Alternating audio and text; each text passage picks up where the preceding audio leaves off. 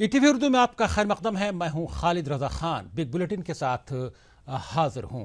आज हम बात करेंगे उत्तर प्रदेश में मुस्लिम वोटों की दावेदारी की।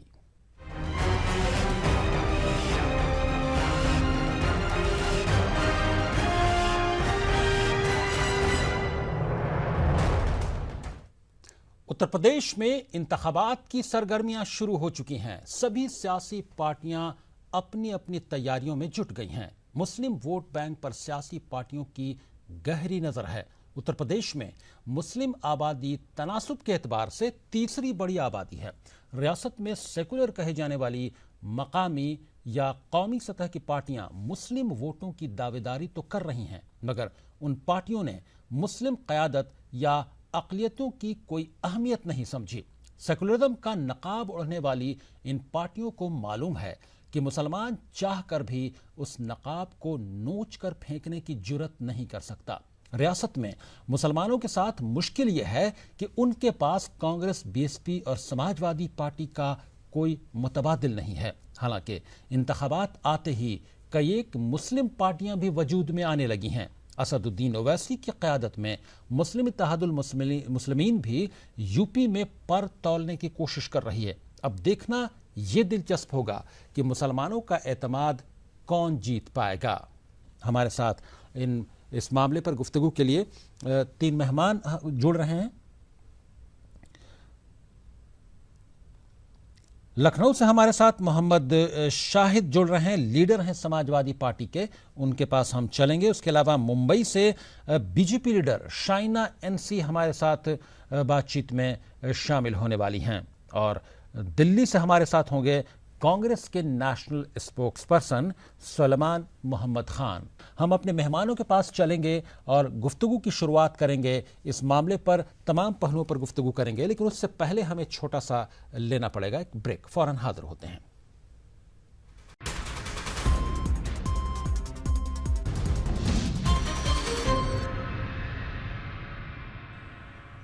ब्रेक के बाद ईटीवी उर्दू में आपका फिर खैर मकदम है। आप देख रहे हैं हमारा खुसूसी प्रोग्राम बिग बुलेटिन, और आज हम बात कर रहे हैं उत्तर प्रदेश में सियासत गर्म है और मुसलमानों के वोटों पर तमाम सियासी जमातों की दावेदारी भी शुरू हो गई है। इसके तमाम पहलुओं पर गुफ्तगू के लिए हमारे साथ मौजूद हैं BJP leader Shaina NC Mumbai से, और दिल्ली से मौजूद हैं सुलेमान मोहम्मद खान, कांग्रेस की नेशनल स्पोक्सपर्सन, और हमारे साथ समाजवादी पार्टी के लीडर भी लखनऊ से जुड़ रहे होंगे।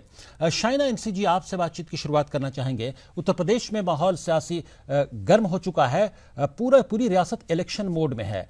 मुसलमानों के वोटों को लेकर मैं देख रहा हूं कि तमाम सियासी जमातों में होड़ लगी हुई है। कुछ मुसलमानों ने मिलकर भी एक सियासी पार्टी बना ली है। आपकी पार्टी किस तौर पर देख रही है मुसलमानों को, उनके वोट को उत्तर प्रदेश में?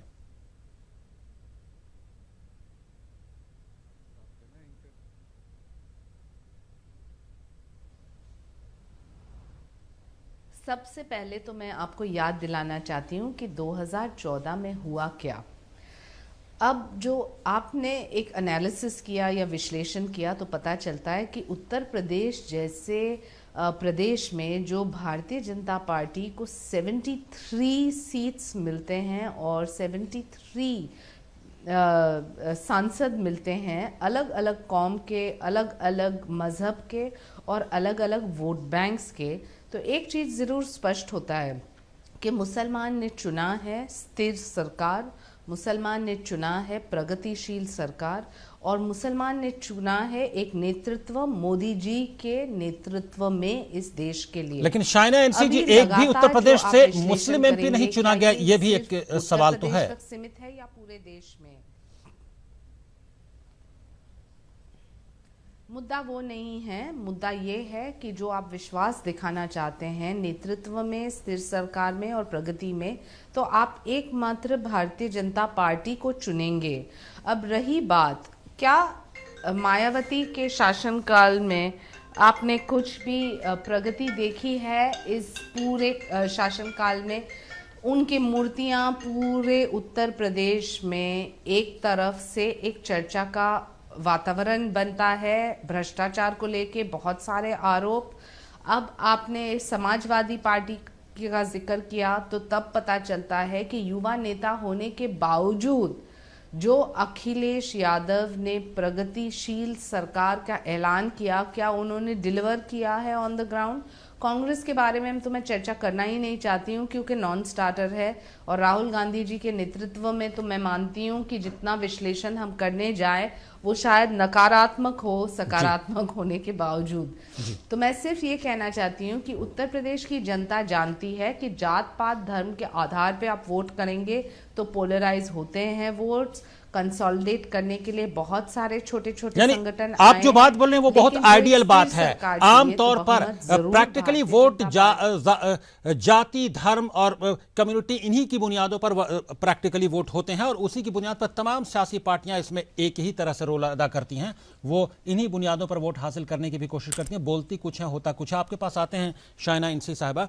हमारे साथ दिल्ली से हैं Suleman Mohammad Khan, national spokesperson है कांग्रेस के, और हमारे साथ जुड़ गए हैं मोहम्मद शाहिद साहब, भी लीडर हैं समाजवादी पार्टी के, लखनऊ से जुड़ गए हैं। मोहम्मद शाहिद साहब, तमाम उत्तर प्रदेश में जैसा ही सियासी माहौल गर्म हुआ, चूंकि असेंबली इलेक्शन होने में चंद महीने बाकी हैं, 1 साल से थोड़ा कम का वक्फा बचा है, वैसे में मुसलमानों के वोट को लेकर दावेदारी शुरू होगी। तमाम सियासी पार्टियां जो सेकुलरिज्म का नकाब ओढ़े हुए हैं वो ये कहती हैं कि मुसलमान का वोट उनको चाहिए, और इलेक्शन करीब आते ही तमाम लोगों की दावेदारी शुरू हो जाती है, और आम दिनों में वो कुछ करें या न करें, लेकिन इलेक्शन आते ही दावेदारी शुरू हो जाती है। कुछ मुस्लिम पार्टियां बन जाती हैं, कुछ पहले से मुस्लिम पार्टियां जो है वो दावेदारी शुरू कर देती हैं।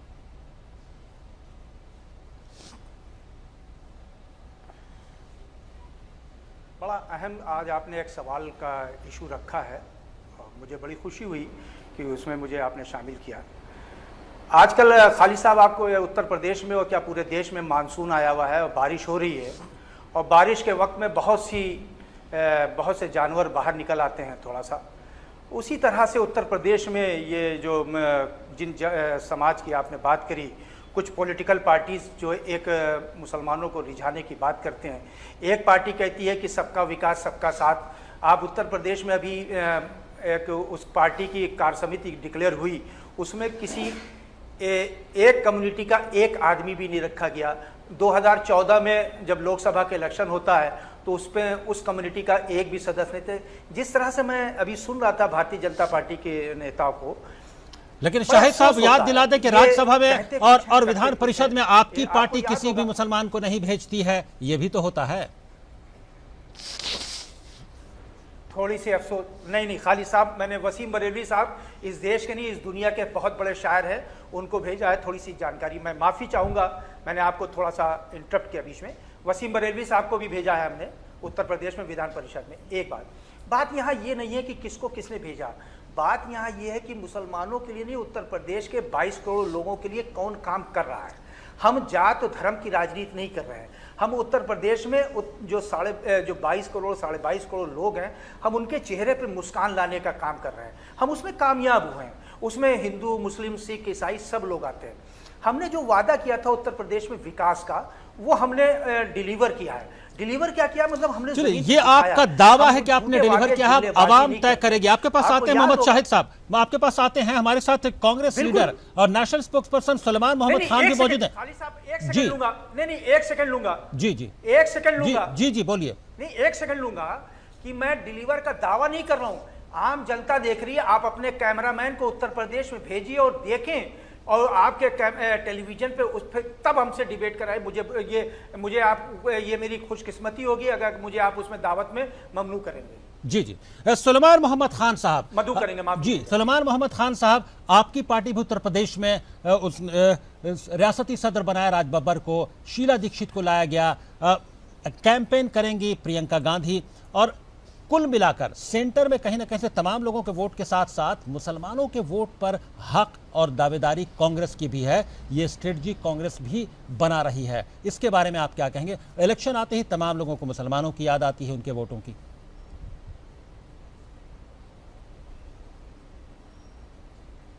देखिए खालिद साहब, ऐसा है, उत्तर प्रदेश चुनाव के लिए हमने अपने सभी लीडर्स को ओपन किया है, उन्हें शामिल किया है कैंपेन में। जैसे राज बब्बर साहब को अध्यक्ष बनाया है, शीला दीक्षित जी चीफ मिनिस्ट्रियल कैंडिडेट हैं, और वाइस प्रेसिडेंट हैं RPN Singh, Pramod Tiwari ji coordination committee के चेयरमैन हैं, और निर्मल खत्री जी स्क्रीनिंग कमेटी के चेयरमैन हैं, इमरान मसूद साहब वाइस प्रेसिडेंट हैं, ज़फ़र नकवी साहब हैं। तो हमने काफ़ी लोगों को इसमें शामिल किया है जिससे पूरा कोऑर्डिनेशन बने और बेहतरीन कैंपेन हो, और हमें उम्मीद है हमारी बहुत अच्छी कैंपेन होगी। और रही बात, अभी बड़ा मुझे ताज्जुब हुआ, भारतीय जनता पार्टी की स्पोक्स पर्सन शायना कह रही थी कि पोलराइज होता है और आप किसी एक स्पेसिफिक कम्युनिटी की राजनीति करें। जो पार्टी सिर्फ कम्युनल लाइंस पे तासुब के ऊपर बनी हुई जो पार्टी है, राम मंदिर के मूवमेंट से लेके या उससे भी पहले, वो बात करते हैं आज सेकुलरिज्म की और सबकी। इनकी पार्टी तो बनी ही कम्युनल पॉलिटिक्स करके है, ना ही राम मंदिर का मूवमेंट होता, ना बाबरी मस्जिद की शहादत। लेकिन एक सवाल यहाँ पर सुलेमान मोहम्मद खान साहब ये है कि कांग्रेस या कोई भी पार्टी जो सेकुलरिज्म का दावा करती है, जो सेकुलरिज्म का नकाब है, वो कब तक बीजेपी से या संघ परिवार के से डरा कर मुसलमानों से वोट लेंगे? क्या नहीं लगता कि बार बार डराने की भी कोशिश की जाती है? खालिद साहब, इस देश में कांग्रेस ने जिस तरह से दंगे कराए हैं, शाहिद साहब जरा चुप हो जाइए। शाहिद साहब, ये सवाल मेरा सुलेमान मोहम्मद खान साहब से। शर्म करिए, थोड़े से शर्म करिए, चुपिए जरा शाहिद साहब, चुपिए जरा जी, और शर्म करिए। ताजे दंगे हुए 2013 मुजफ्फरनगर में, ना अहल है मुख्यमंत्री आपके, ना अहल मुख्यमंत्री हैं, ना अहल मुख्यमंत्री हैं जिससे मुजफ्फरनगर के दंगे कंट्रोल नहीं हुए। दादरी में अखलाक को मार दिया, ये ना अहल नहीं है कोई? नहीं, थोड़ा तहजीब में रहिए, थोड़ा तमीज सीखिए। ना अहल है, इसमें तहजीब की क्या बात है? एक आदमी अहल होता है, एक ना अहल होता है, वो ना अहल है। वैसे भी नहीं, कैरेक्टर कांग्रेस का भाई वो चीफ मिनिस्टर है मेरी। अरे मैं उत्तर प्रदेश का नागरिक हूँ, भारत का नागरिक हूँ, मैं कहूंगा वो अहल नहीं है, ना अहल है, दंगे नहीं कंट्रोल कर पाए, इसमें तमीज की और बदतमीजी की क्या बात है भाई? नहीं, और सुनिए और सुनिए पूरी बात। से लेकर दादरी में अखलाक को मार दिया गया, मुरादाबाद में उसके बाद रिपोर्ट आती है कि वो बीफ का मीट नहीं था। और जब कोर्ट से, अरे सुनिए तो, इतने क्यों जिटरी हैं, इतने परेशान क्यों हो रहे हैं? सुनिए तो मेरी बात, इतने क्यों परेशान हो रहे हैं? और जब कोर्ट एफआईआर के डायरेक्शन करती है, उत्तर प्रदेश की पुलिस अगले दिन ही चार्जशीट फाइल कर देती है। ऐसी क्या जल्दी थी? ऐसी क्या जल्दी थी अखलाक के परिवार के खिलाफ चार्जशीट फाइल करने की? और जो विकास की आप बात करते हैं और कहते हैं कि कांग्रेस ने कराया, मुजफ्फरनगर हुआ, दादरी हुआ, और आप क्या मुख्यमंत्री की बात करते हैं? कितने मुख्यमंत्री रहे 4 साल 4.5 साल यूपी में? 4 मुख्यमंत्री, 4.5 मुख्यमंत्री, 5 मुख्यमंत्री, 5.5 मुख्यमंत्री, आप ही गिन के बताइए जी कितने मुख्यमंत्री रहे। चलिए आप लोग के पास आते हैं, शाइना इंसी साहब, उनसे बात कर लेते हैं। शाइना इंसी साहब, क्या लगता है आपको? सुनिए, बार बार जो सेकुलर पार्टियां हैं उनकी मैं बात कर रहा हूं कि बीजेपी का या संघ परिवार के जो कारनामे हैं उनसे डराकर मुसलमानों का वोट लेने की कोशिश की जाती है। तो इस पर आप क्या कहेंगे? क्या नहीं लगता कि बीजेपी को उसी तरह से उन चीजों को नाकाम कर देना चाहिए जो ये सेकुलर पार्टियां दावा करती हैं, और मुसलमानों को भी उनके इश्यूज को भी टेकअप करना चाहिए, खुले दिल के साथ, किसी तरह का तासुब नहीं बरता जाना चाहिए। जो आबादी है उसके हिसाब से उनको टिकट दे दें पार्टी में। उत्तर प्रदेश में आपकी पार्टी की कमेटी का ऐलान हुआ, उसमें एक भी मुसलमान नहीं है।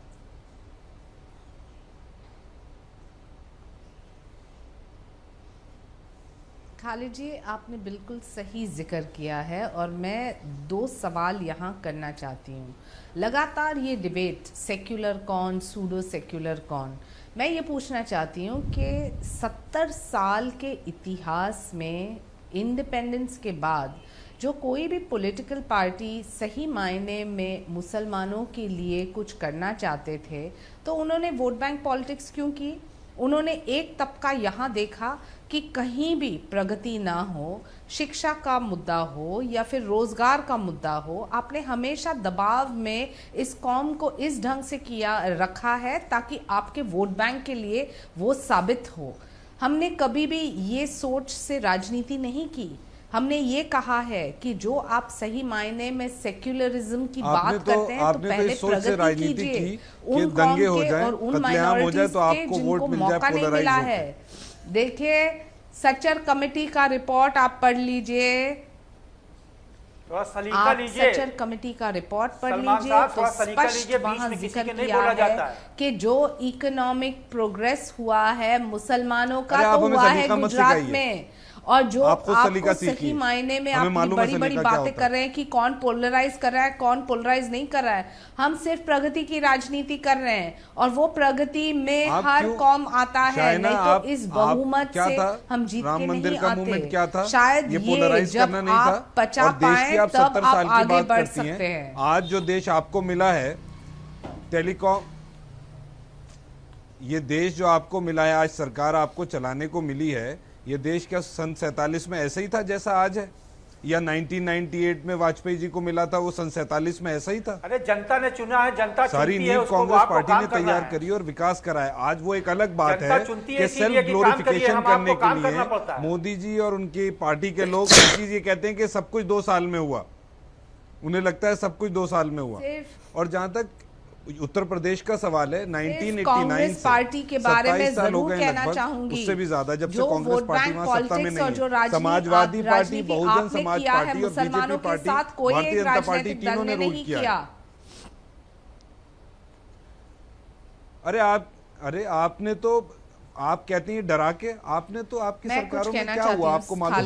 जी शाइना जी बोलिए, मूवमेंट में क्या हुआ, गुजरात में क्या हुआ, आपने तो हमेशा खुल के बोला है। जहां आपने देखा है कि जो ग्रोस आपकी मिनिस्टर दिल्ली इलेक्शन में। जी सुलेमान मोहम्मद खान साहब, शाइना जी को बोलने दीजिए, एक एक करके हम लोग बात कर लें, ज्यादा बेहतर है। सुलेमान मोहम्मद खान साहब जी, शाइना जी बोलिए।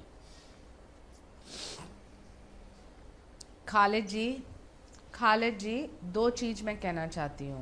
पहले, इससे साबित नहीं होता है कि कितने मुसलमान उम्मीदवार को खड़ा किया, ये टोकनिज्म हम मानते नहीं। जो आप वोट चाहते हैं तो प्रगति के आधार पे वोट लीजिए, प्रगति के आधार पे आपके मैनिफेस्टो में स्पष्ट कीजिए कि आप क्या करेंगे हर एक कौम के लिए। जो आपको लगता है कि लोगों को दबाव में रख के सिर्फ पिछड़ा रखना और वोट बैंक के लिए इस्तेमाल करना, ये प्रगति है, तो ये पर्दाफाश हुआ है। रही बात जो कांग्रेस पार्टी यहाँ टिप्पणी कर रही है, 70 साल में उन्होंने मुसलमानों के लिए क्या किया? जब वो शासन में थे उन्होंने क्या किया, मुझे बताइए। क्या प्रगति हुई है? क्या आत्मनिर्भर हुए हैं? क्या शिक्षित हुए हैं? क्या लीडरशिप आई है? नहीं। हम आपको जवाब देते हैं। तरफ बीएसपी आप तो यही चाहते हैं ना, समाजवादी पार्टी आपने कहा था ना सांसद बने, ना विधायक बने, ना किसी पार्टी पोजीशन पे आए, बेरोजगार नौजवानों को रोजगार देंगे, उस पे आपने क्या कहा, क्या करा आपने? ये भी जानना चाहता है देश। खालिद साहब जी बोलिए आप। शाहिद साहब, पार्टी से एक सवाल पूछना चाहता हूं जी कि आपने जो वादा किया था 100 दिन में 2 करोड़ बेरोजगार नौजवानों को रोजगार देंगे। 2 साल हो गए आपकी सरकार ने, आपने कौन सा इनिशिएटिव लिया? काला धन पे आपने कौन सा इनिशिएटिव लिया? देखिए आज हमारा मौजू वो है ही नहीं, मौजू है हमारा टॉप।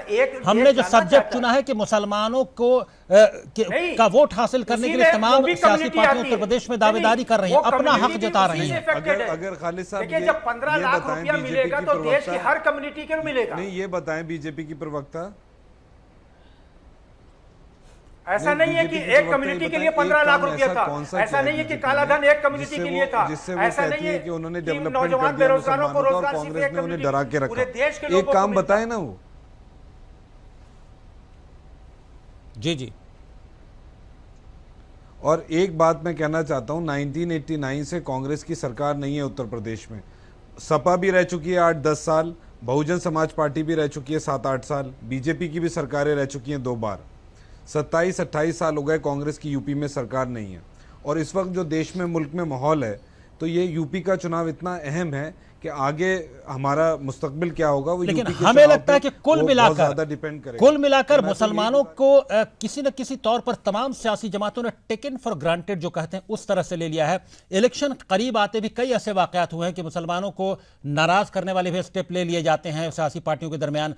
वो इस बात पर, इस बुनियाद पर, क्योंकि वो टेकन फॉर ग्रांटेड लेते हैं कि ये जाएंगे कहां, सेकुलरिज्म के नाम पर तो इसी पार्टी को वोट देंगे, किसी सियासी जमात, किसी सेकुलर सियासी जमात को ही वोट देंगे। ये भी कहीं ना कहीं से उन सो कॉल्ड सेकुलर पार्टियों के जहन में ये बात जरूर रहती है। कुल मिलाकर जो है मामला है कि मुसलमानों के वोट को टेकन फॉर ग्रांटेड तमाम पार्टियां ले रही हैं। अब उत्तर प्रदेश का इलेक्शन करीब आते आते किस रुख पर, किस नहज पर यह पूरा मामला जाता है, इसे जरूर देखना होगा, सबको इंतजार करना पड़ेगा। बहुत बहुत शुक्रिया हम तमाम मेहमानों का अदा करेंगे। हमारे बिग बुलेटिन में शामिल होने के लिए बहुत बहुत शुक्रिया। हमें यहां पर एक लेना पड़ेगा छोटा सा ब्रेक, फौरन हाजिर होते हैं।